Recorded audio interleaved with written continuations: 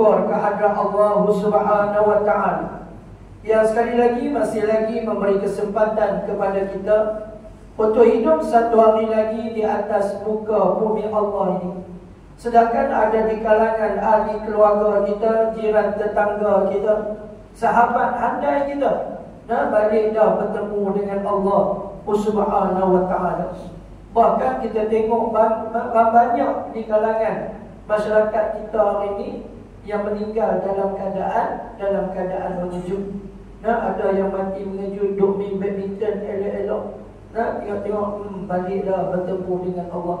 Sedangkan kita ni ibu ayah sekalian, penyakit macam-macam duk dalam diri kita, dengan sakit jantung, dengan darah tinggi, dengan kencing manis, dengan buah pinggang, dengan kencing orang. Tapi tak mati-mati. Pasal apa Allah Ta'ala panjangkan usia kita? Di antaranya kata ulama, Allah Ta'ala panjangkan usia kita ni pasal apa? Di antaranya kata ulama, sebab kita ni banyak dosa. Bila banyak dosa, apa yang Allah Ta'ala nak daripada kita ni? Supaya kita banyakkan bertaubat kepada Allah. Sebab tu Allah Ta'ala duk bagi peluang kat kita. Sari Allah Ta'ala duk bagi peluang kat kita, untuk kita bertaubat kepada Allah. Sebab tu bila seteput saja kematian, kita rasa takut ke seronok? Siapa yang seronok nak mati kan dengan? Seorang pun tak ada. Pening kepala pun cari ubat kena kabut. Pasal apa takut mati? Kita semua ni takut mati ni pasal apa? Sebab kita ni banyak dosa. Sebab tu ada satu lagu saya ingat, dia kata apa? Andai ku tahu bila tiba ajalku, ku akan memohon Tuhan tolong kau panjang umurku. Kita ni kalau tahu nak mati bila, kita akan minta, ya Allah panjangkanlah usiaku ya Allah. Nak tahu dah sakit tapi dia minta, ya Allah panjangkanlah usiaku ya Allah. Sebab itu kata ulama, kita ni kalau nak tahu tarikh mati kita bila, tengok tak mana? Tengok dekat tarikh lahir kita. Biasanya dia lari tak jauh. Baginda Nabi SAW dilahirkan pada 12 Rabiul Awal, dan Nabi juga wafat pada 12 Rabiul Awal. Saya tu mau cerita orang lain, cerita arwah mak saya dan arwah ayah saya. Ayah saya dilahirkan pada 2 hari bulan 5 dan meninggal pada 19 hari bulan 5.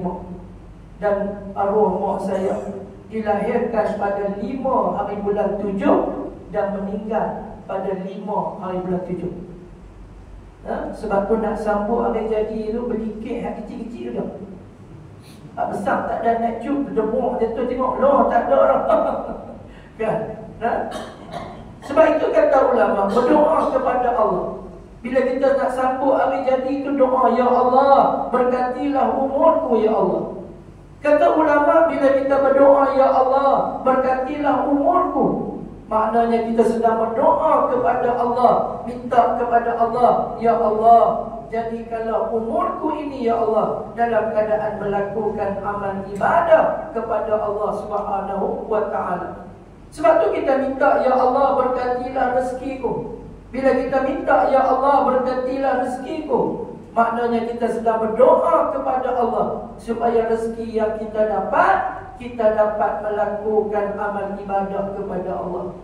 Seorang bang dia dapat duit banyak tapi dia tak boleh guna untuk pada jalan Allah Subhanahu wa Ta'ala. Dia nak sedekah tak boleh. Maknanya rezeki apa tu? Rezeki tak berkat.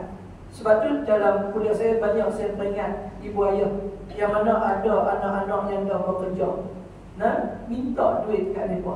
Bukan kita tak mampu, bukan kita tak ada duit dah, tapi kita minta tu tujuan dia untuk apa? Kita nak bagi rezeki anak-anak kita tu berkat. Tak banyak pun tak apa, minta kepada anak-anak kita. Sebab redha Allah terletak pada redha kedua ibu dan ayah. Hadirin hadirat ibu ayah rahmat Allah sekalian. Saya waktu arwah mak ayah saya ada, saya bagi kat mereka. Bila mak ayah saya tak ada, saya bagi pula kepada mak mentua saya pula. Sebab rezeki bila kita bagi pada mak ayah kita ni berkat. Itu dia antara salah satu cara. Hadirin hadirat bayar mati Allah sekalian. Lagi pasal apa Allah Ta'ala panjangkan usia kita? Di antaranya Allah Ta'ala panjangkan usia kita ni pasal apa? Sebab kita ni Allah Ta'ala pun tak kenal sungguh lagi. Sebab tu perasan tak setiap hari Jumaat khatib bila dia naik atas mimbar dia buat apa? Awal-awal khutbah dia buat apa? Dia peringat kita melalui satu ayat daripada surah Ali Imran ayat 102. A'udzu billahi minasyaitonir rajim. Ya ayyuhalladzina amanu taqullaha haqqa tuqatih wa la tamutunna illa wa antum muslimun. Ada dua tuntutan Allah kepada kita. Setiap hari Jumaat khatib pasti akan baca ayat ini. Apa maksud dia?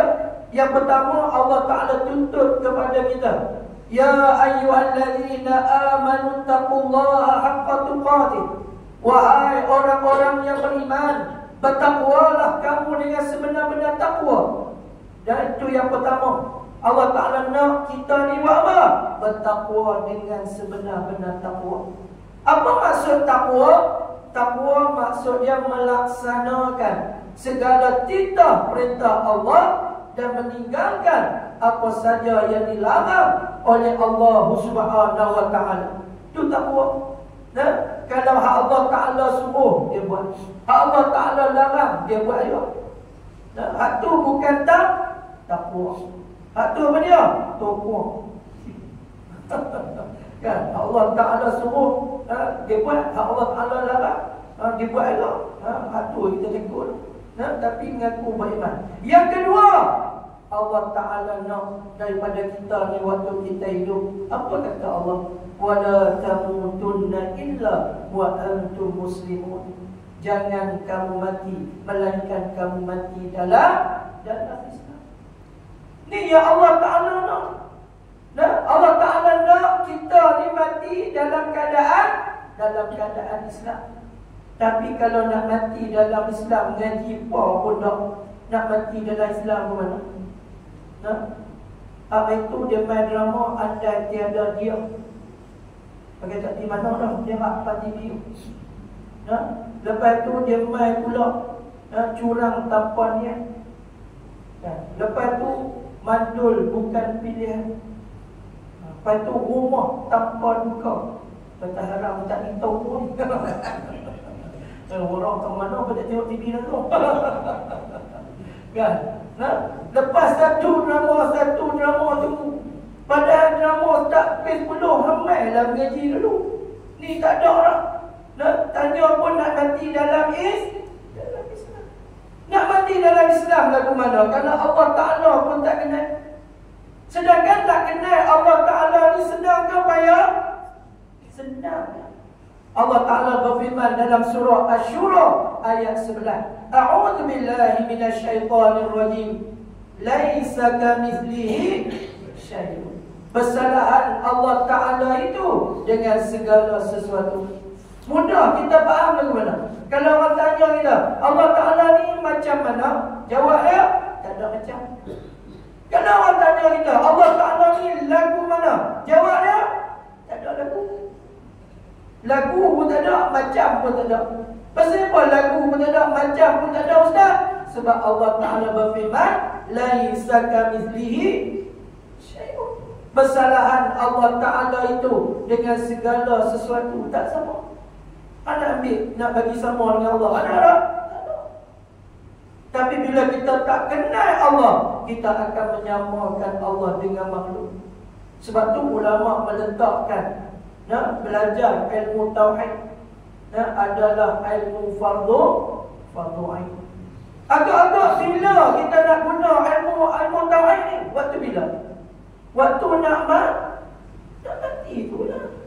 Itu yang Allah Ta'ala sebut, wala tamutunna illa wa antum muslimun. Jangan kamu mati, melainkan kamu mati dalam Islam. Ini yang ramai orang tak sedar. Dia ingat belajar ilmu tauhid ni sonok-sonok. Padahal kita nak guna ilmu tauhid ni waktu kita menghadapi sakaratul maut. Apa maksud sakarat? Sakarat maksud dia mabuk. Maut maksud dia mati. Bila sebut sakaratul maut, maksud dia mabuk nak mabuk nak mati. Tapi berapa ramai orang yang belajar ilmu tauhid. Ada seorang kata kami ngaji lama dah Ustaz, haram tak faham. Nak faham ke mana dia main malam tu. Tok Guru baca kitab, tajuk dia kita belajar malam ni hukum akal. Tok Guru penerang, wajib pada akal, tiada terima pada akal akan tiadanya. Mustahil pada akal, tiada terima pada akal akan adanya. Harus pada akal, tiada terima pada akal akan adanya atau tiadanya. Tanya kawan sebelah datang pun. Tak ada, tak ada. Kawan datang aku pun tak tahu. Kawan nak tanya esok nak main, aku pakai tak main. Kawan, gegar baganza. Ada lagi. Pakai tak main lah. Main ngaji tauhid sampai tahu tu. Padahal belajar ilmu tauhid ni kena mengaji sampai faham. Ingat tak waktu kita nak buat tahlil? Waktu kita nak baca la ilaha illallah, khalifah kata apa? Fa'lam annahu la ilaha illallah. Apa maksud fa'lam? Ketahui olehmu. Ketahui olehmu tiada Tuhan yang layak disembah melainkan Allah. Kalau takat sebut la ilaha illallah, burung kakak tua burung disebut. Tapi makna dia tak. Sebab tu kita ni bila tak belajar ilmu tauhid, kita kenal ada Allah, tak kenal. Kalau takat sebut tu burung kakak tua boleh sebut. Tetapi bagaimana akidah kita? Dalam sembahyang, iyyaka na'budu wa iyyaka nasta'in. Hanya Engkau yang kami sembah dan hanya Engkau kami memohon pertolongan. Tu dalam sembahyang. Luar sembahyang, bicarinu hakim kain ihram kalau bunyi tu. Tahu sebenarnya, lu kau belah sidang. Pergi duk tanya awak motor hilang. Sebab tu kata ulama, belajar ilmu tauhid ni senang, tapi nak beramal cukup banyak. Sedangkan kata Imam Ghazali rahimahullah, tidak sah amal ibadah seseorang selagi mana tidak mengenal Tuhan yang disembah. Mai bulan Ramadan kita puasa ni ya Allah, tiap-tiap malam tarawih, nak sembahyang apa semua, tapi dalam masa yang sama mensyirikkan Allah. Dia yang bahaya dosa syirik. Bila orang yang terlibat dengan dosa syirik, bila dia tak bertaubat, selagi itulah amalan yang terbatal. Dia buat amal ibadat, Allah Ta'ala tak terima amalan. Dan orang yang mensyirikkan Allah, bila dia mati, maka dia akan kekal dalam neraka selama-lamanya. Sebab tu kalau kita buka dalam kitab Hidayatus Sedian, karangan almarhum Tuan Guru Haji Husin Kedah, apa Tuan Guru kita kata? Tuan Guru kita sebut orang yang tak makrifatullah, orang yang mengaku kata tidak ada Tuhan. Tidak ada Tuhan ni golongan apa? Golongan etis. Ataupun orang yang tak makrifatullah, orang yang tak kenal Allah. Maka ulama sebut golongan ini nama dia jahil basit. Apa maksud jahil basit? Jahil basit ni kalau bahasa kampung kita dipanggil bodoh pian. Bodoh pian. Pasal apa? Pasal Allah Ta'ala dia tak kenal. Sebab itu zaman jahiliah sebelum Nabi diutuskan, kenapa zaman tu disebut zaman jahiliah? Sedangkan zaman tu adakah mereka tak pandai dalam bab ekonomi? Pandai. Adakah mereka tak pandai dalam bab pertanian? Pandai. Adakah mereka tak pandai dalam bab perdagangan dan sebagainya? Mereka pandai. Tapi kenapa mereka disebut sebagai jahiliah, zaman jahiliah? Kerana pada waktu itu kebanyakan mereka tidak menyembah Allah. Mereka sembah selain daripada Allah. Dan maknanya mereka tak mengenal Allah. Sama lah kalau orang yang tak kenal Allah, maka dipanggil kepada mereka dengan gelaran jahil basir. Apa maksud jahil basir? Bodoh piak. Kalau bahasa belah utara kita, dia panggil bodoh yang paling bodoh. Nama dia bodoh nak mampu. Kita ni kalau sebut bodoh nak mampu, itu bodoh semua. Kalau pandai nak mampu. Ui, budak tu dalam mereka ni apa? Ui, pandai nak mampu. Kan? Kalau sedap nak belah kita ni kalau abang nak mampu itu memang sedap semua. Nah, kalau baik nak mampu. Hang tu dia lah, baik nak mampu. Kalau jahat, jahat nak mampu. Kita kalau sebut nak mampu belakang tu memang kira sungguh. Nah, sama lah kalau orang yang tak mengenal Allah, nama dia jahil basir. Dia ada satu lagi jahil, nama dia jahil murakkab. Orang yang jahil murakkab ni siapa dia? Ialah orang-orang yang menyembah selain daripada Allah. Dia mengaku kalau orang tanya dia, ada tak Tuhan? Ada. Tapi bila tanya dia, Tuhan macam mana? Tuhan ada 3. Dia abang lagi tu. Makna tu jahil baru. Jahil murakkab. Maksud dia apa dia? Maksud dia ingat kata dia tahu. Rupanya dia tak tahu kata dia tak tahu. Banyak dah dalam masyarakat kita lagu tu. Banyak tengok cara cakap, nampak macam tahu. Rupa-rupanya dia tak tahu kata dia tak tahu. Jahil baru. Jahil murakkab. Tengok hang sembah kemah kata hang ni baru kami tahu awak. Hang ni jahil murakkab awak. Kami ingat tahu rupanya bila hang cakap hang tak tahu pun kata hang pun tak tahu. Nama dia apa dia? Jahil murakkab. Dan sebab tu kita doa atas muka bumi Allah, belajarlah mengenal Allah. Tauhid itu penting. Waktu bila kita nak guna? Waktu kita menghadapi sakaratul maut. Sebab itu bila belajar sifat 20, dan kita banyak guna akal. Sebab dengan akal inilah kita nak buat i'tifad, pegangan di hati kita. Dan i'tifad inilah kita nak guna waktu bila? Waktu kita menghadapi sakaratul maut. Sebab waktu kita menghadapi sakaratul maut, siapa yang main kacau kita waktu tu? Iblis. Iblis dia main waktu tu untuk apa? Untuk merosakkan akidah. Dia akan main kat kita waktu tu. Dia kata, wahai manusia, aku inilah Tuhan yang kamu sembah waktu kamu hidup dahulu. Kalau orang yang tak belajar ilmu tauhid, kalau dia dengar suara macam tu, dia kata tu dia Tuhan main. Ya. Tapi kalau dengar suara orang yang belajar ilmu tauhid, kalau dengar suara macam tu, Tuhan tak? Laisa kamitslihi. Sebab itu kalau kita tengok dalam Al-Quran, Allah Ta'ala pernah berkata-kata dengan Nabi Musa alaihissalam. Allah Ta'ala berfirman, wa kallamallahu Musa taklima. Telah berkata-kata Allah akan Nabi Musa alaihissalam. Tapi bila pengikut Nabi Musa alaihissalam bertanya, bagaimana hal keadaan bila kamu berkata-kata dengan Allah? Kata Nabi Musa alaihissalam, tak bunyi apa, tapi aku faham. Kalau bunyi suara macam kita, adakah itu Tuhan? Laisa kamitslihi syai'un. Sebab itu kata ulama, nak kenal Allah ni senang saja. Tapi bila kita tak kenal Allah, kita akan menyamakan Allah dengan makhluk. Bila samakan Allah dengan makhluk, kadang-kadang kita takut makhluk lebih daripada kita takut kepada Allah. Bila tanya pagi-pagi pasal apa, tak main subuh.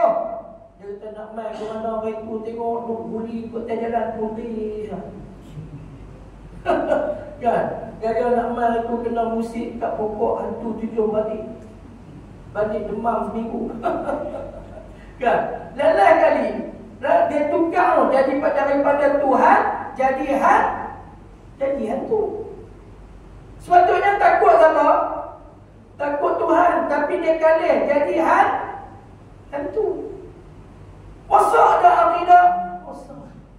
Sedangkan bila kita belajar ilmu tauhid, kita kena faham hanya Allah Ta'ala sahaja yang berkuasa. Usaha ikhtiar manusia tidak memberi bekal. Tak ada bagi bekal walaupun usaha ikhtiar tadi. Habis tu ustaz, kalau sakit tak perlu makan ubat, dia dengar diri. Tak. Dengan usaha ikhtiar kita, Allah Ta'ala nak bagi pahala. Tetapi bukan ubat tu yang menyembuhkan. Siapa yang menyembuhkan? Allah.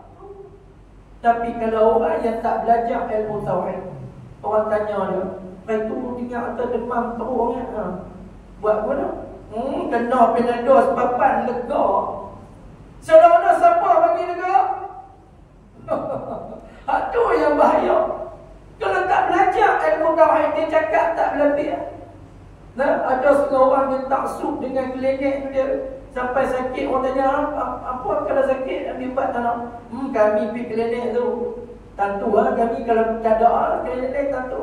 Kalau pergi klinik tu macam putih tok buat. Oh dia. Padahal siapa yang bagi semua? Allah. Sebab ada orang demam kadang-kadang telan 3 papan Panadol haram tak lega. Ada orang telan kali kotak-kotak tak lega. Kan?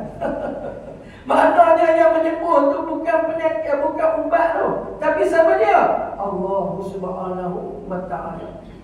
Sebab tu Nabi sebut siapa yang sakit berubat tak lega-lega, Nabi suruh buat apa? Nabi kata banyakkan sedekah. Banyakkan sedekah. Tapi kita berubat tak lega, tak lega, dekah dak pun. Dia tak dekah mana nak diubat lagi. Hak tu kita. Hadirin hadirat buaya rahmati Allah sekalian. Saya cuba peringatkan balik. Sebab ilmu tauhid ni ramai dah orang buat tak tahu tadi. Padahal hak tu lah kita nak guna waktu kita nak mati. Bayangkan ibu ayah sekalian, ahli keluarga kita, jiran tetangga kita, sahabat, andai kita yang balik dah bertemu dengan Allah. Daripada muda kita kenal dia sampai dah dia meninggal dunia, masjid pun tak pernah mengaji pun dah. Dia nak jawab apa waktu tu? Allahu Akbar. Sedangkan setiap hari Jumaat khatib akan banyak bila wala tamutunna illa wa antum muslimun. Kau tak dan khatib nak pesan dia mati dia. Dia main tu main tidur terus. Tok khatib dia pesan berapa tahun dah duk main rubah tak ada apa. Jaga-jaga kadang-kadang orang balik habis lah. Kenapa duduk tidur buat kata. Bawah meja bawah tu dekat bilik yang orang duk bayar jemaah dia rina. Jika-jika orang ni tak ada jemaah. Jemaah apa jemaah. Hadirin hadirat buaya Allah sekalian. Sedangkan Allah Ta'ala nak peringat kita tu, wala tamutunna illa wa antum muslimun. Jangan kamu mati melainkan kamu mati dalam Islam. Hadirin hadirat buaya Allah sekalian. Sebab tu Nabi sebut hari ini, kita akan tengok banyak berlakunya kematian mengejut. Sebab Allah Ta'ala berfirman, وَلَنْ يُؤَخِّرُ اللَّهُ نَفْسًا إِذَا جَاءَ أَجَلُهَا. Apabila tibanya ajal kematian seseorang, maka Allah Ta'ala tak tangguh lagi. Hadirin hadirat buaya rahmati Allah sekalian. Sebab tu kita bersyukur kepada Allah Subhanahu wa Ta'ala. Selain daripada nikmat Allah Ta'ala bagi kita hidup atas muka bumi Allah, Allah Ta'ala juga masih lagi mengekalkan nikmat iman dan Islam dalam diri kita. Kalau tak ada nikmat iman dan Islam dalam diri kita, boleh main tak surau macam ni? Tak ada. Pakat duk berak payuh depan TV, duk tunggu drama, duk tunggu hiburan malam ni. Tak main lah. Tapi oleh kerana ada nikmat iman dan Islam dalam diri kita, sampai kita rumah Allah Subhanahu wa Ta'ala. Sebab tu ada setengah ulama sebut, barang siapa yang memudahkan kakinya berjalan ke rumah Allah, maka di hari akhirat nanti Allah Ta'ala pemudahkan kakinya untuk berjalan di atas titian sirat. Nah, mudah-mudahan Allah Ta'ala pemudahkan perjalanan kita di atas titian sirat. Hadirin hadirat ibu ayah rahmati Allah sekalian, selain daripada nikmat iman dan Islam, dan sebab tu kalau orang tanya kita nikmat apa yang paling besar waktu kita hidup di atas muka bumi Allah, maka jawab dia nikmat iman dan Islam. Nikmat iman dan Islam. Nikmat yang paling besar lepas kita meninggal dunia ialah nikmat melihat Allah. Nah, lepas kita mati esok, kalau orang tanya kita waktu hidup ni nikmat apa paling besar lepas kita mati, jawab dia nikmat melihat Allah. Sebab tu kata ulama, nah, orang yang boleh melihat Allah esok ni ialah orang yang di dadanya yang ada tauhid. Ya, orang yang tak ada tauhid di dada dia tak berpeluang untuk melihat Allah. Nah, sebab tu siapa yang tak belajar ilmu tauhid atas dunia ni belajar bagi kenal Allah. Nah, sebab tu saya kadang-kadang duduk banyak, nah, ibu ayah sekalian di masjid di kuliah saya, beringatlah bila sampai umur 40. Nah, ulama kata bila sampai umur 40 dalam Quran pun sebut berkaitan dengan umur 40 ni. Nah, umur 40 ni adalah umur orang yang matang. Sebab tu Nabi dilantik menjadi Rasul ketika Nabi berumur 40 tahun. Sebab tu kita ni kalau ada di kalangan ahli keluarga kita, sahabat kita, jiran tetangga kita umur 40 dah, tapi kalau tak mau berubah juga, bagi tahu kepada dia. Ini pesan ulama. Bagi tahu apa? Bagi tahu kat dia, suruh dia bersiap sedia. Kalau ditanya ni bersiap sedia untuk buat apa? Bersiap sedia untuk menghadapi azab daripada Allah. Dan sebab umur 40 ni kalau tak berubah, dia tak berubah. Nah, ingat, kalau umur 40, kalau dia tak main ke masjid surau ni, dia tak main. Nah, tapi kalau dia berubah, alhamdulillah. Sebab itu kata ulama, di antara manusia yang paling menyesal esok di hari akhirat di kalangan orang lelaki siapa dia? Orang yang hidup atas dunia tapi masjid dan surau tak pernah dia main. Ini orang yang paling menyesal esok di hari akhirat. Orang perempuan yang paling menyesal esok di hari akhirat siapa dia? Iaitulah mereka yang hidup atas dunia ni, dia tak menutup aurat dengan sempurna. Dan esok di hari akhirat dia duduk menyesal, pasal apa aku tak tutup sungguh-sungguh dulu ni. Dan sungguh ibu ayah sekalian, dan saya duduk pesan di masjid, di surau dan sebagainya, kadang-kadang tu main masjid surau untuk elok dah. Nah, tetapi duduk belakang pakai kain, naik motor. Bila naik motor ni betih, betih nampak tu dia dengan duit 5 kupang, 2 kupang, 3 kupang, 10 kupang seduit, jumlah sebelah pada 25 ringgit, 3 kupang, 2 ringgit. Kan? Main masjid tu elok lah. Tetapi Allahu Akbar, aurat tak jaga. Yang tu haji beli serban dekat. Belakang tu dia betih. Jaga elok-elok aurat. Jadi dah tidak goyah mata Allah sekalian. Sebab tu bila sampai umur 40 kata ulama, jangan tinggal dah amalan yang wajib. Kalau tinggal, cepat-cepat qada balik. Jangan duk biar. Kemudian bila sampai umur 50, kena cek balik amalan apa yang kita tak buat lagi, kena start buat daripada sekarang. Kalau surah Al-Mulk tak baca lagi, baca. Dan kalau kita lepas sembahyang maghrib tak baca lagi, Allahumma ajirna minan nar 7 kali, lepas dibaca. Sebab Nabi sebut, siapa yang baca Allahumma ajirna minan nar 7 kali, setiap kali lepas maghrib dan lepas subuh. Dan Nabi kata siapa baca 7 kali lepas maghrib, maka dia kalau dia mati pada waktu malam, dia akan dimasukkan dalam syurga. Siapa yang baca 7 kali Allahumma ajirna minan nar lepas subuh, dia baca 7 kali, kalau dia mati pada waktu siang, maka dia akan dimasukkan dalam syurga. Dan siapa yang baca ayat kursi sekali setiap kali lepas sembahyang, maka jaraknya dengan syurga adalah kematian.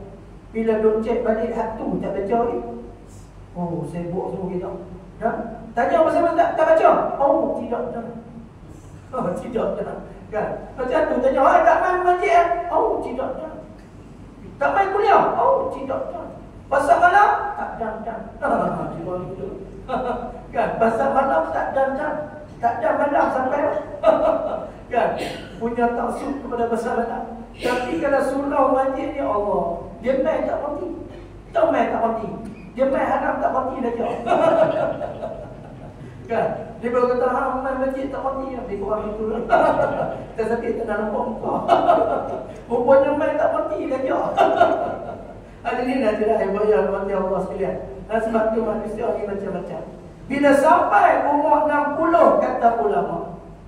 Bila sampai umur 60 kata ulama, jangan kamu dilalaikan oleh dunia. Kerana kematian boleh datang bila-bila masa dia. Sebab tu Nabi ingatkan kita. Nabi kata ingat, bila sampai umur 60 ni, jangan kita lalai dengan dunia. Sebab kematian boleh main bila-bila masa. Dan Nabi sebut orang yang bila sampai umur 60 tetapi masih sibuk dengan dunia, nak buat amal ibadat pun semua tak ada. Sibuk dengan dunia, duk cari makan lagi. Dan sampai mengaji apa pun dak, semayang pun tinggal culang calik dan sebagainya. Maka Nabi kata alasan mereka sudah tidak diterima oleh Allah. Tak terima. Pasal apa Allah Ta'ala tak terima? Sebab Nabi sebut umur umat aku di antara 60 hingga 70. Sebab tu kata ulama, bila sampai umur 50, cek balik. Kalau kita tak baca lagi surah Al-Mulk, bacalah tiap-tiap malam. Saya sebelum mula kuliah, saya akan baca surah Al-Mulk dulu. Sebab betul lah, kalau balik lagi dan tengok drama menerak depan tu, atau satu abang Al-Mulk pamu pakai tak baca lah. Sebab tu baca siap-siap. Habis-habis bayar maghrib tu, sebelum nak mula kuliah tu, baca tu surah Al-Mulk. Balik kita kedua.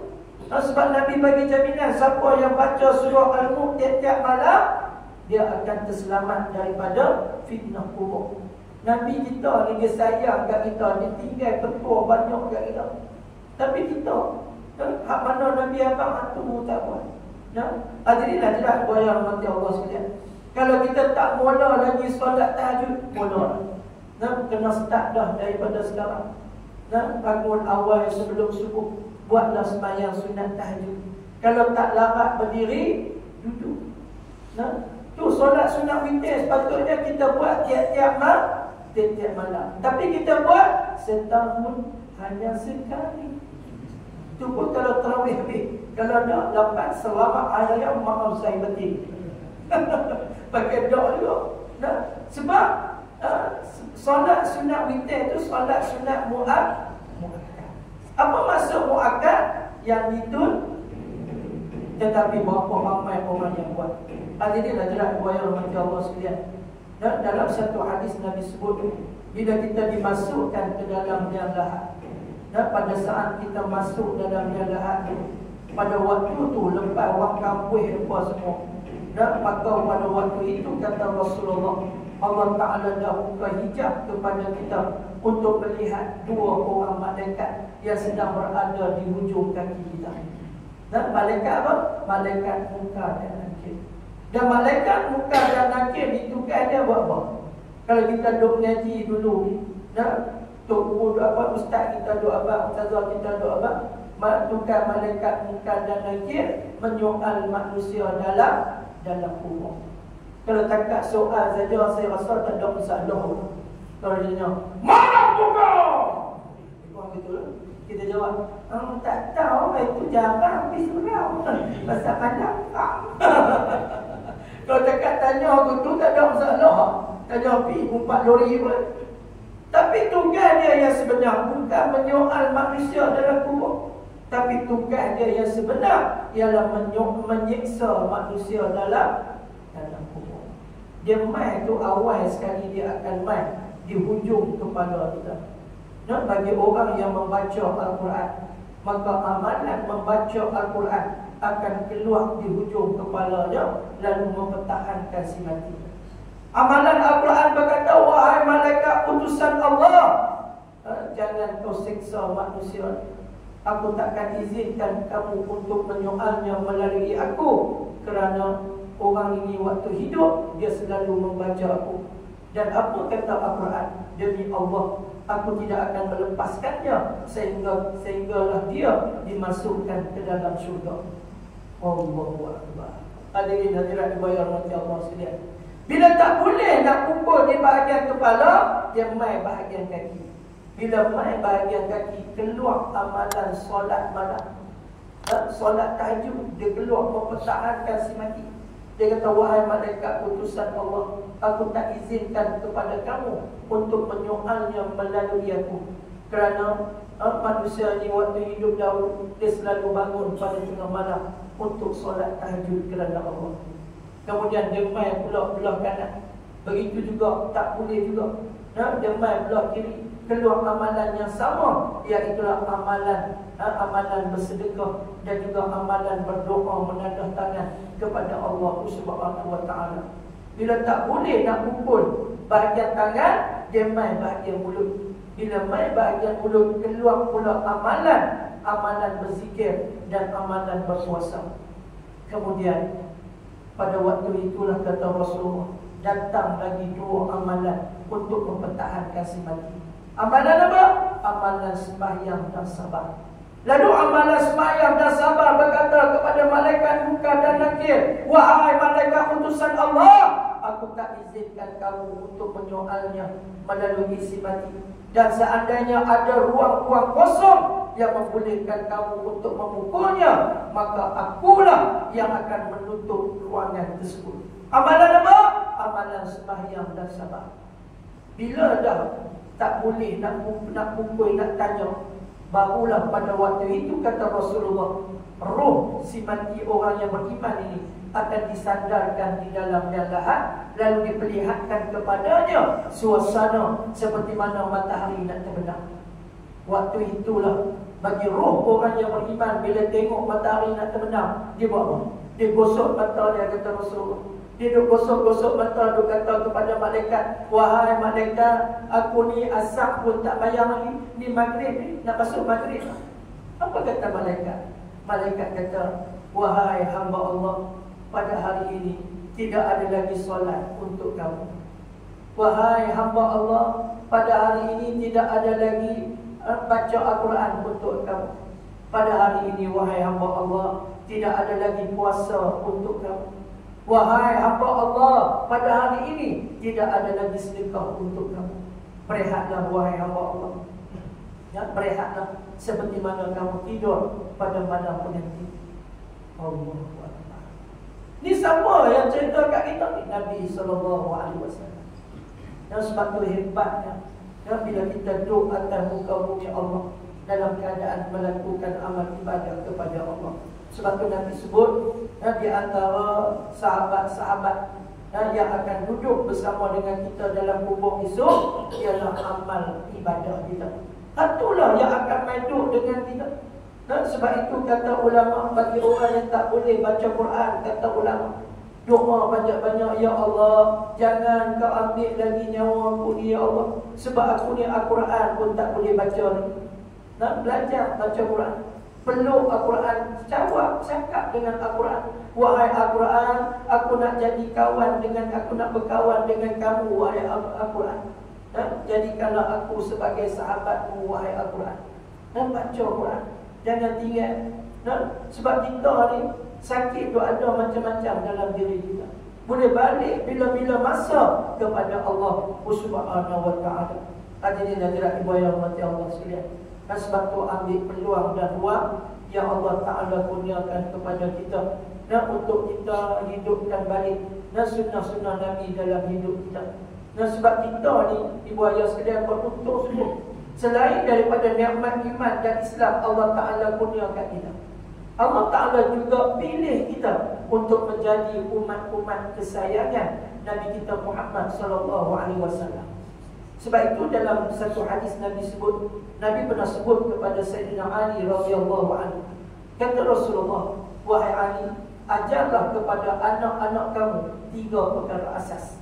Yang pertama kata Rasulullah, ajarlah anak-anak kamu supaya mengenali Nabimu dan mencintainya. Sayyidina Ali ni siapa dia?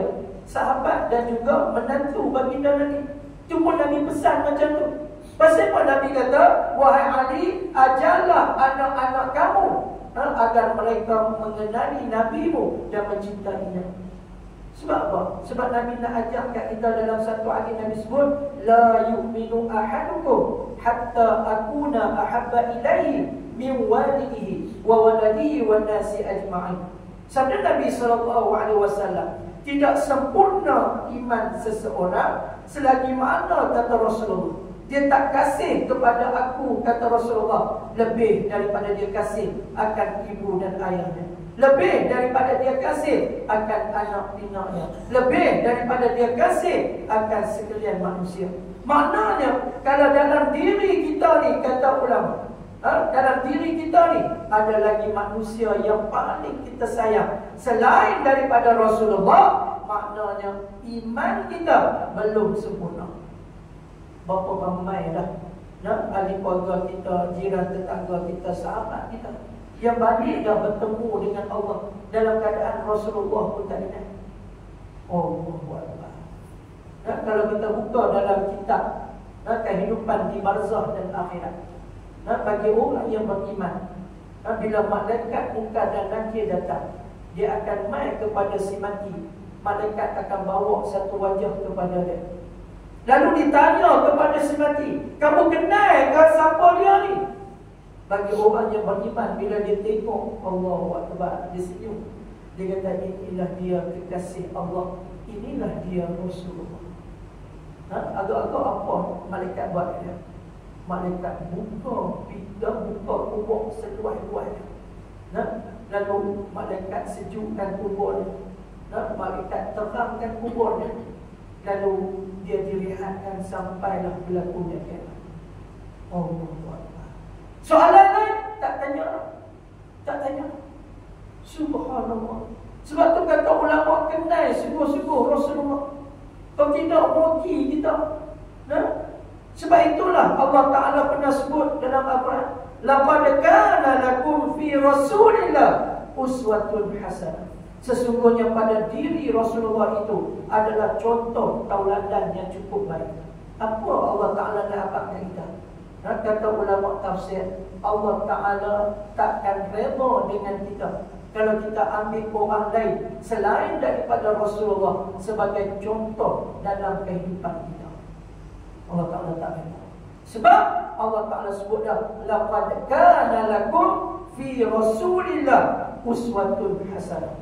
Sesungguhnya pada diri Rasulullah adalah contoh tauladan yang cukup baik. Tak ada orang lain yang paling hebat contoh tauladan melainkan baginda Nabi sallallahu alaihi wasallam. Sebab tu rugi hidup atas dunia kalau tak hidupkan sunnah Nabi. Saya duduk mengajar kitab Syama'il Muhammadiyah. Bila mengajar kitab Syama'il, Allahu Akbar, cara Nabi pakai kasut. Nabi bila Nabi pakai kasut, Nabi akan pakai kaki belah kanan, kemudian baru pakai kaki belah kiri. Bila Nabi buang kasut, Nabi akan buang kasut belah kiri, barulah buang belah kanan. Kita sudah. Malam ni kalau siapa lagi dia pakai kasut belah kanan, kemudian pakai kaki kiri, selagi dia duk pakai kasut tu dia tak buang, selagi itulah pahala mengalir dalam hidupnya. Tu dia. Dan Nabi bila minum air, Nabi minum air macam mana? Nabi minum air, Nabi tuang air, kemudian Nabi minum Bismillahirrahmanirrahim. Nabi minum, Nabi teguk sekali, Nabi berhenti. Nabi kata apa? Alhamdulillah. Lepas tu nak minum pula, Bismillahirrahmanirrahim. Nabi teguk sekali, Nabi berhenti. Nabi kata Alhamdulillah. Kita Bismillahirrahmanirrahim, habis. Yang syok tu boleh habang. Aku kalau tu botol dekat sini tak ada apa. Ini sekali ya. Nabi ni sekali minum Bismillahirrahmanirrahim, Nabi teguk sekali, Nabi berhenti. Nabi kata apa? Alhamdulillah. Bayangkan kalau satu gelas ni terang nak habis, agak-agak berapa kali Nabi selawat, Nabi Bismillah berapa kali? Agak-agak gelas ni berkat. Sebab tu Nabi di rumah dia, Nabi minum satu gelas tu ya. Kita di rumah kita, gelas atromen ada, Superman ada. Kita ada semua. Nah, Nabi satu gelas. Bayangkan nak habis ni berapa kali bismillah. Dan ulama sebut siapa yang minum cara Rasulullah Bismillahirrahmanirrahim, dia tegur sekali, dia berhenti Alhamdulillah. Kata ulama, selagi air yang ada dalam badan kita minum tu, selagi itulah kita takkan buat maksiat kepada Allah. Allahumma salli ala sayyidina Muhammad. Balik ni kita boleh buat. Pergi kita kalau tak buat sunnah Nabi. Tu dia sering mengajar kitab Syama'il, kan hidup baca selagi hidup asa ya Allah. Hebatnya Nabi kekasih kita, Nabi Muhammad SAW. Nabi bila makan roti, Nabi makan roti Nabi ni kerakuk. Sebab Nabi ni makan roti yang dibuat daripada tepung padi, bukan tepung gandum. Kita tepung gandum mahal, tapi tak tepung padi. Dan roti tu keras. Kemudian lauk tak ada. Apa lauk Nabi? Nabi makan cuka apple ataupun cuka kurma. Itulah lauk baginda Nabi SAW. Dan betapa zuhudnya Nabi kekasih kita, Nabi Muhammad SAW. Sebab tu bila kita mengaji tentang Rasulullah, semakin cinta dan sayangnya kita kepada baginda Nabi SAW. Sebab tu kenallah sungguh-sungguh Rasulullah. Sebab tak kenal, maka tak cinta. Bila kita tak cinta, mai ada perasaan rindu dalam diri kita? Tak ada. Tapi bila cinta, dia akan mai rindu. Bila mai perasaan rindu, teringin nak berjumpa, bila teringin nak berjumpa, hati ini meronta-ronta untuk menghadirkan diri ke bumi Madinah. Saya bila kali pertama sampai di bumi Madinah, bila tengok Masjid Nabawi ni, ayat mata orang mula. Sebab bila tengok kubah hijau tu, duk nampak jasad yang mulia baginda Nabi duk di bawah. Di bawah kubah hijau itulah terdapatnya makam baginda Nabi SAW. Sebab tu kalau kita tengok Imam Malik rahimahullah ta'ala, Imam Malik bila masuk bumi Madinah, Imam Malik akan membukakan kasutnya. Bila orang tanya, wahai Imam Malik, kenapa kamu buka kasut bila masuk bumi Madinah? Apa kata Imam Malik? Bagaimana aku nak memakai kasut sedangkan jasad yang mulia kekasih aku sedang berada di bawah. Allahu Akbar. Dia orang yang mengagungkan, mencintai baginda Nabi SAW. Sebab tu Nabi kita, tubuh Nabi kita yang mulia lebih harum daripada kasturi. Peluh baginda Nabi lebih wangi daripada kasturi. Satu hari waktu Nabi sedang tidur, Ummu Salamah tengok Nabi duduk tidur dalam keadaan berpeluh. Lalu Ummu Salamah ambil kain lah peluh Nabi. Tiba-tiba Nabi terjaga. Nabi kata, wahai Ummu Salamah, kamu dah buat apa ni? Kata Ummu Salamah, ya Rasulullah, saya sedang lah peluh kamu untuk saya jadikan minyak wangi. Peluh kita siapa nak ambil buat minyak wangi? Cuba ambil hak seminggu tak basuh, pituk lah bola ikan timbul, ikan talanam dan tampon ni. Kan? Tapi peluh wangi, peluh Nabi wangi. Allahu Akbar. Begitu juga dengan seorang sahabat Nabi namanya Utbah radhiyallahu anhu. Utbah ni wangi sungguh badannya. Sehingga kan Utbah ni dia ada 3 orang isteri. Dan satu hari dia keluar daripada bumi Madinah. Hari dia balik tu, bini dia pakat pergi cari minyak wangi yang paling mahal yang dijual di bumi Madinah. Balik main duduk dekat Utbah yang paling wangi. Lalu dia bertanya, wahai suami kami Utbah, minyak wangi apa kamu pakai yang menyebabkan tubuh kamu berbau harum? Kata Utbah, aku tak pakai minyak wangi apa. Tapi pasal apa kamu ni badan kamu wangi? Kami beli ni minyak wangi yang paling mahal yang dijual di Madinah, tapi tidak mampu untuk menandingi wanginya tubuh kamu, wahai Utbah. Utbah kata apa? Untuk pengetahuan kamu semua, tubuh aku ni menjadi wangi. Sebab apa? Sebab keberkatan kemuliaan baginda Nabi SAW. Ketika Nabi masih hidup, aku pernah berjumpa dengan Rasulullah. Aku bagi tahu, mengadu pada Rasulullah, aku disakit belakang. Dan pada waktu itu Rasulullah tidak memakai baju dan dalam keadaan berpeluh. Lalu Rasulullah memeluk di belakangku, dan pada waktu itu hilang sakit belakangku. Dan pada waktu itulah peluh yang mulia baginda Nabi SAW telah menyerap masuk ke dalam tubuhku, yang menyebabkan tubuhku menjadi wangi. Ni Nabi kita. Dan kalau salam dengan Nabi di tangan kita pun jadi wangi. Allahumma salli ala sayyidina Muhammad. Sebab tu saya bila sampai bumi Madinah tu, Allahu Akbar. Dia jadi sayu sebab. Dan wajah Nabi kita ni kalau siapa pernah tengok, dia akan rasa sebab, dia akan rasa sayu, dan akhirnya menitiskan air mata. Itu Nabi kita. Dan seorang Arab Badui yang satu hari sangat marah pada Rasulullah, sebab dia dimomokkan oleh golongan musyrikin yang mengatakan bahawa Nabi kita ni pecah belah masyarakat, duk menghina ajaran agama nenek moyang mereka, yang menyebabkan dia kata hari ini kalau aku jumpa dengan Muhammad, nescaya aku akan bunuh. Dia masuk bukit Madinah, tiba-tiba duduk depan Nabi. Nabi tengok dia, Nabi senyum dia. Dia tengok wajah Nabi, Nabi senyum kat dia. Apa dia kata? Dia kata, wahai Muhammad, sebelum aku bertemu dengan kau, dalam hati aku tidak ada manusia yang paling aku benci melainkan kamu, wahai Muhammad. Tetapi apabila aku berhadapan dengan kamu, wahai Muhammad, dalam hati aku tidak ada manusia yang paling aku sayang pada saat dan ketika ini hanyalah kamu, wahai Muhammad. Asyhadu an la ilaha illallah wa asyhadu anna Muhammad Rasulullah. Allahumma salli ala sayyidina Muhammad. Ini Nabi kita. Dan sebab tu Nabi kita bila jumpa kanak-kanak, Nabi kita tak salam. Kita orang Melayu jumpa, salam. Rasulullah, cara Rasulullah bila jumpa kanak-kanak, Rasulullah akan usap kepala dan Rasulullah akan berdoa.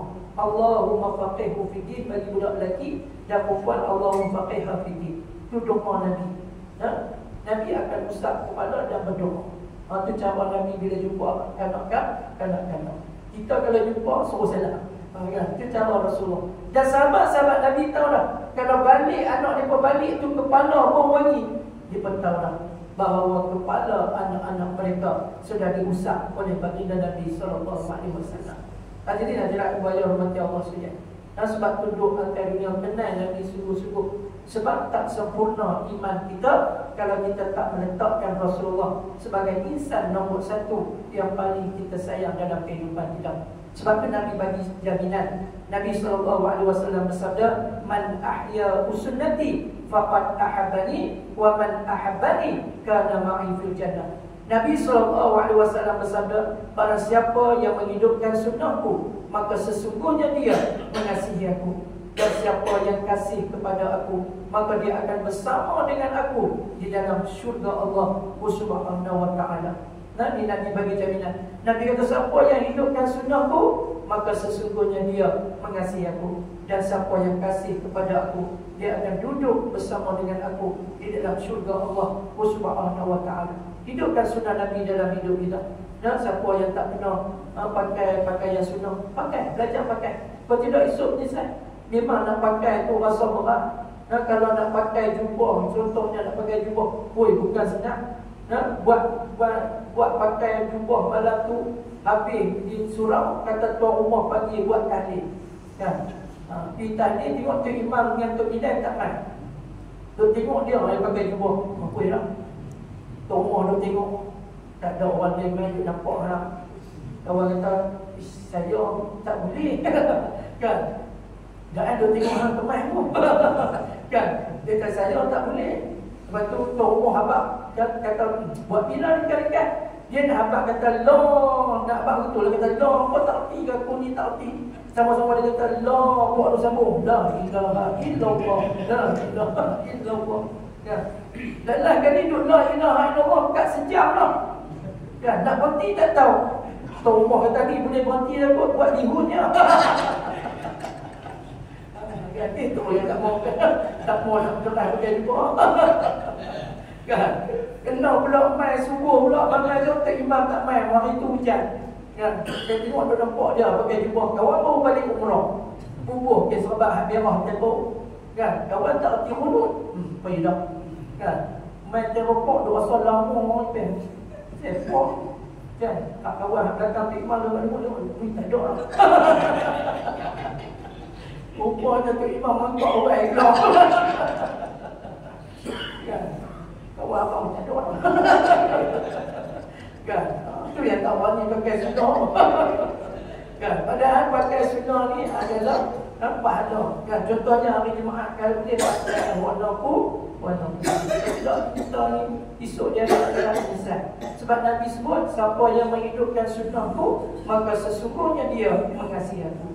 Dan siapa yang kasih kepada aku dia akan bersama dengan aku di dalam syurga Allah Subhanahu wa taala. Mudah-mudahan apa yang saya sampaikan pada malam ini dapat memberi manfaat untuk diri saya dan kita semua insya-Allah.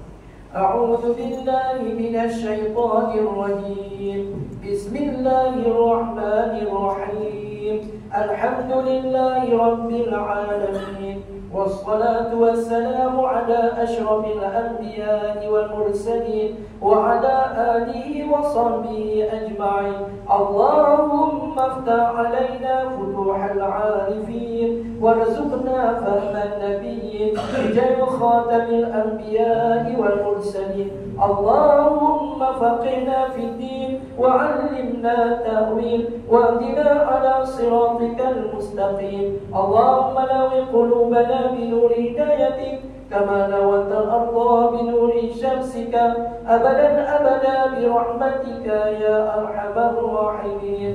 اللهم اغفر لنا ذنوبنا ولوالدينا وارحمهم كما ربونا صغارا ولجميع المسلمين والمسلمات والمؤمنين والمؤمنات الأحياء منهم والأموات. Ya Allah, ya Tuhan kami, keampunilah dosa-dosa besar kami, ya Allah. Keampunilah dosa-dosa besar kami mensyirikkan-Mu, ya Allah. Keampunilah dosa-dosa besar kami meninggalkan salat dengan sengaja, ya Allah. Keampunilah dosa-dosa besar yang telah kami lakukan, ya Allah, sepanjang kami hidup di atas muka bumi-Mu ini, ya Allah. Ya Allah, ya Tuhan kami sedar, ya Allah, kami selalu lalai daripada mengingati-Mu, ya Allah. Dalam masa yang sama, ya Allah, kami banyak melakukan maksiat kepada-Mu, ya Allah. Ampunilah dosa kami, ya Allah. Ampunilah dosa mata kami, ya Allah. Ampunilah dosa telinga kami, ya Allah. Keampunilah dosa lidah kami, ya Allah. Keampunilah dosa tangan kami, ya Allah. Keampunilah dosa hati kami, ya Allah. Keampunilah dosa perut kami, ya Allah. Keampunilah dosa kemaluan kami, ya Allah. Keampunilah dosa kaki kami, ya Allah. Ya Allah, ya Tuhan kami sedar, ya Allah, Kau tak ambil nyawa kami, ya Allah, pada saat kami sedang melakukan maksiat kepada-Mu, ya Allah. Bahkan Kau beri peluang dan ruang buat kami, ya Allah, untuk kami kembali bertaubat kepada-Mu, ya Allah. Terimalah taubat kami, ya Allah. Keampunilah dosa-dosa kami, ya Allah, sebelum kami kembali menghadap-Mu, ya Allah. Ya Allah, ya Tuhan kami, keampunilah dosa kedua ibu bapa kami, ya Allah. Sesungguhnya mereka berdua, ya Allah, amat berjasa buat kami, ya Allah, sehingga kami dapat mengenal-Mu, ya Allah, dan kami dapat taat kepada-Mu, ya Allah, dan kami dapat mengenali Nabi kekasih-Mu, ya Allah, Nabi Muhammad sallallahu alaihi wasallam, ya Allah. Ya Allah, ya Tuhan kami, sihatkanlah kedua ibu bapa kami, ya Allah. Panjangkanlah usia mereka, ya Allah, agar kami dapat berbakti buat mereka, ya Allah, untuk kami menggapai syurga-Mu, ya Allah. Ya Allah, ya Tuhan kami, seandainya kedua ibu bapa kami, ya Allah, ataupun salah seorang daripada mereka, ya Allah, sedang berada di alam barzah-Mu, ya Allah, selamatkanlah mereka daripada fitnah kubur-Mu, ya Allah. Lapangkan kubur mereka, ya Allah. Sejukkanlah kubur mereka, ya Allah. Berkanilah kubur mereka ya Allah. Jadikanlah kubur mereka ya Allah menjadi salah satu taman daripada taman-taman syurga-Mu ya Allah. Sesungguhnya kami ya Allah amat merindui senyuman mereka ya Allah, dan kami amat merindui gelak tawa mereka ya Allah. Kami rindu untuk mencium tangan mereka ya Allah. Kami rindu untuk mencium dahi mereka ya Allah. Kami rindu untuk mencium pipi mereka ya Allah. Kami rindu untuk memeluk mereka ya Allah. Kami rindukan doa daripada mereka ya Allah. Dahulu mereka lah yang mendoakan kami ya Allah, dan hari ini kami pula yang mendoakan mereka ya Allah. Pandanglah kedua ibu bapa kami ya Allah dengan rahmat dan kasih sayang-Mu ya Allah. Ya Allah ya Rahman ya Rahim, kami bermohon kepadamu ya Allah, jadikanlah anak-anak kami ya Allah menjadi anak-anak yang saleh dan salehah ya Allah, yang sentiasa berdoa buat kami ya Allah, yang akan memandikan jenazah kami ya Allah, yang akan mengkafankan kami ya Allah, yang akan menjadi imam salat jenazah kami ya Allah, yang akan mengebumikan kami ya Allah, yang akan mentalqinkan kami ya Allah, yang akan berdoa siang dan malam buat kami ya Allah. Apabila kami sudah tidak ada lagi ya Allah di atas muka bumi-Mu ini ya Allah, yang akan menjadi peguam bela buat kami ya Allah waktu berada di hari akhirat nanti ya Allah. Ya Allah ya Tuhan kami bermohon kepadamu ya Allah, sembuhkanlah segala penyakit yang terdapat di tubuh badan kami ya Allah. Sehatkanlah tubuh badan kami ya Allah, agar kami dapat melakukan amal ibadah kepadamu ya Allah, semata-mata kerana-Mu ya Allah. Bebaskanlah kami daripada azab kubur-Mu ya Allah. Matikanlah kami dalam keadaan husnul khatimah, dan jangan matikan kami dalam keadaan su'ul khatimah. Kurniakan kami amalan dengan suratan dengan tangan sebelah kanan ya Allah. Pemudahkan kami di mizan-Mu nanti ya Allah. Pemudahkan kami berjalan di atas titian sirat-Mu ya Allah. Ya Allah ya Tuhan kami, pilihlah kami ya Allah. Pilihlah kedua ibu bapa kami ya Allah. Pilihlah pasangan kami ya Allah. Pilihlah kedua ibu bapa mertua kami ya Allah. Pilihlah seluruh ahli keluarga kami, jiran tetangga kami, sahabat andai kami ya Allah, serta seluruh umat Nabi Muhammad sallallahu alaihi wasallam ya Allah, untuk mendapat syafaat baginda Nabi ya Allah, dan dapat minum air telaga Kausar baginda Nabi ya Allah. Ya Allah ya Tuhan kami sedar ya Allah di hari akhirat nanti ya Allah tidak ada makanan dan minuman buat kami ya Allah kecuali telaga Kausar baginda Nabi ya Allah. Pemudahkanlah urusan kami ya Allah di dunia dan juga di hari akhirat nanti ya Allah. Kurniakanlah rezeki yang melimpah ruah buat kami ya Allah. Bebaskanlah kami daripada hutang dan riba ya Allah. Rabbana alaika tawakkalna wa ilaika anabna wa ilaikal masir. Rabbana atina fid dunya hasanah wa fil akhirati hasanah wa qina adzaban nar. Wa sallallahu ala sayyidina Muhammad wa ala alihi wa sahbihi ajma'in walhamdulillahi rabbil alamin.